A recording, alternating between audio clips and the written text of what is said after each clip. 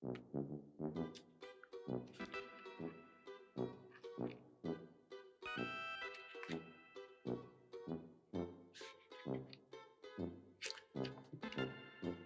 not, I repeat, do not get the Canon EOS R6 in 2022 unless, of course, you're willing to settle for the greatest camera ever made. Fight me in the comments. Fight me in the comments.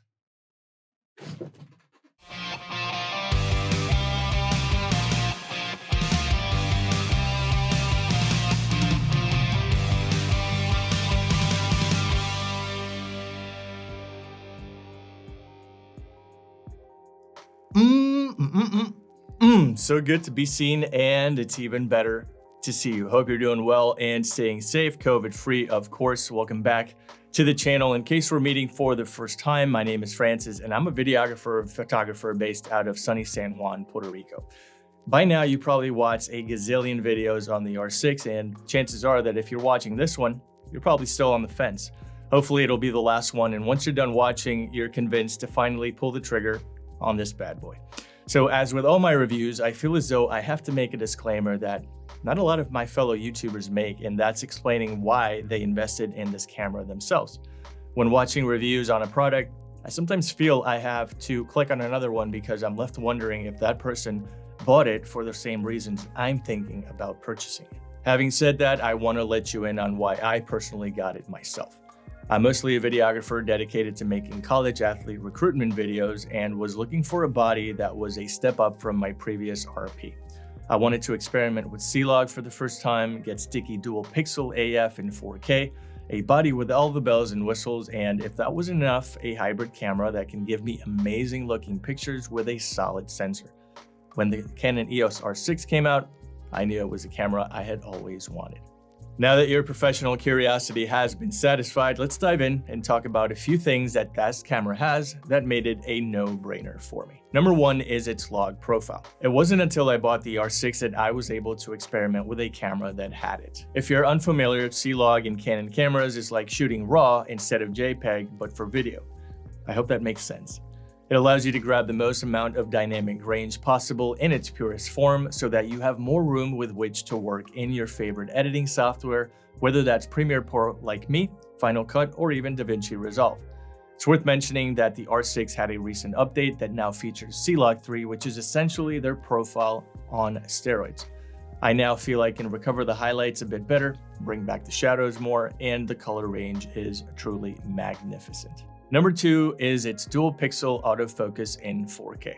For example, for my niche of videography, dual pixel AF in 4K is an absolute game changer because I'm always shooting athletes rapidly moving side to side as well as front to back. Having this feature enabled with little to no crop as well as the IAF allows me to stick that focus to my college recruits and get the sharpest of footage every time. It's also worth mentioning that as a vegan photographer, I'm always out and about shooting animals both in farms and on the streets, and the animal eye detection feature is also a must for me. Talking head videos like this one also give me the peace of mind that I may move around in my chair, but the autofocus is going to be glued to my face the entire way through. Number three is the dual card slot. A huge reason why I got the R6 is the ability to have redundant recording throughout my shoot. Now granted, they're not as important as a wedding or life-changing event, but it's still something you don't want to shoot twice or have to reschedule. Knowing that I have a backup of my footage as I go is a very attractive feature that you now have on the R6 because of the latest firmware updates. The same can be said about your photography. If you're in a session, a neat thing I like doing is shooting simultaneously to both cards in the unfortunate event one becomes corrupted, I lose it, or my cats play with them and I never see them again, something that I have happened more times than I like to admit. On a personal level, I love shooting street photography and I'm very particular about the days I go out and unwind, which are far and few in between. I'll shoot on overcast days, which are rare here in Puerto Rico as it's mostly sunny, so savoring those outings to both cards is something that comes in very handy. Number four is the IBIS. Internal body stabilization is something I had never had the pleasure of shooting with, and when they saw the R6 had it, it was paradise for me. A lot of my lenses don't have stabilization built in as they're mostly primes, so having a body with IBIS definitely counteracts those micro jitters that can affect my pictures during a portrait shoot or even a handheld exposure shot. You have absolutely no idea how many times I think I nailed focus, only to find out that really good pictures were blurry and were focusing elsewhere.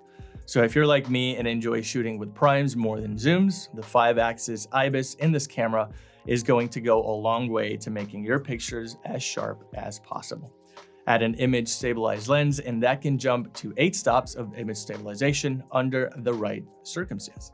Number 5, I'm calling the Knacks. These are a few bells and whistles that I've never had before and had made my life a whole lot simpler.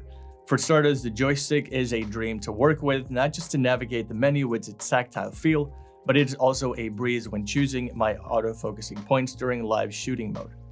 The second knick-knack is the scroll wheel in the back. This has made a world of difference for me for 2 reasons.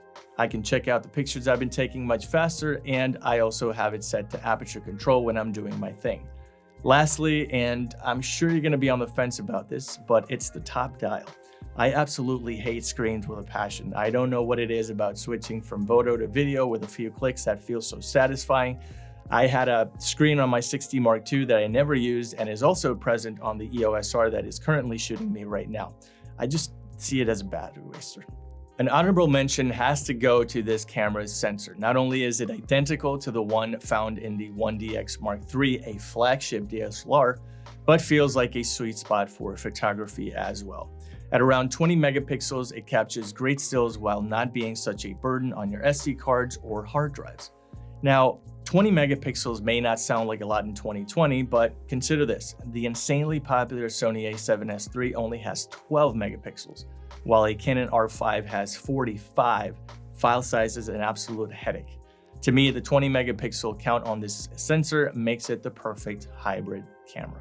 Now that I've explained what makes the R6 special to me, I feel it's only right to address those things that have concerned my fellow YouTubers, starting off with the elephant in the room, and that's the overheating issues. First off, I've never had an issue with overheating, but that statement does come with an asterisk. When I'm shooting outside, the Caribbean can get quite hot, which is why I never ever leave my camera recording in 4K continuously and instead choose to shoot in bursts of 2 to 3, maybe 4 to 5 minutes at a time so that I can keep the overheating issue from rearing its ugly head. On a positive note, I have gone many times shooting reviews and talking head videos like this one upwards of 20 to 25 minutes and not had this camera overheat on me once or warm me. I should also note, the studio is a controlled environment with a temperature of about 70 degrees, which may play a small role in that not happening. Also along these lines is the fact that Canon continues to cripple their cameras with recording times. I think that many of you out there still cringe at this fact, but much like the overheating, I don't have to deal with it as often, only when I'm podcasting, and even that is rare for me these days. Most of my videos in 2022 will be accompanied by a script and a teleprompter, so that way I never have a problem surpassing that half-hour mark, which is when this camera automatically stops recording. If you don't foresee any of these 2 hindrances becoming a problem for you, then I don't know what's keeping you from buying this camera. This has been my dream camera ever since it came out and will be my main shooter for years to come. Now, I know you and I are not exactly the same, but may share some similarities, which is I want to talk about the shooters that may find this camera tempting. First, it's the prototypical still shooter. I'm referring to those who love landscape, architectural, street, and portrait photography. I have seen some wildlife photographers as well give the R6 raving reviews, just as long as they don't have to crop too much in post. Heck, even sports photographers will get a kick out of using the R6 with its 12 frames per second mechanical, as well as 20 frames electronic shutter mode. Second, event photographers will have fun with this camera because of its fantastic low light capabilities. The ISO performance in the R6 is the best I have ever seen something wedding, baby shower, and private event photographers will fall in love with because of the consistently dim lighting these scenarios often bring. Finally, you. Yes, you watching at home thinking of starting a YouTube channel or pondering the idea of an upgrade, the R6 is hands down the best YouTube camera money can buy right now. Using the Philip LCD display, you can frame yourself up while recording yourself in CLog 3 and 4K. You can shoot delicious B-roll in 4K 60 as well as 120 in 1080p. Grab the body and take it outside and make those standout thumbnails for your video. Lastly, money does matter, and the Canon R6 isn't exactly cheap. Full disclosure, I had to sell 2 RPs with their extension grips and 2 batteries just to cushion the blow of getting one R6, but if I had to do it again, I totally would. Coming in at around $2,500 right now, the R6 is definitely worth every penny. You get a professional camera that can accommodate 90% of people who strive to pursue photography as either a career or as an enthusiast. I'm gonna level with you.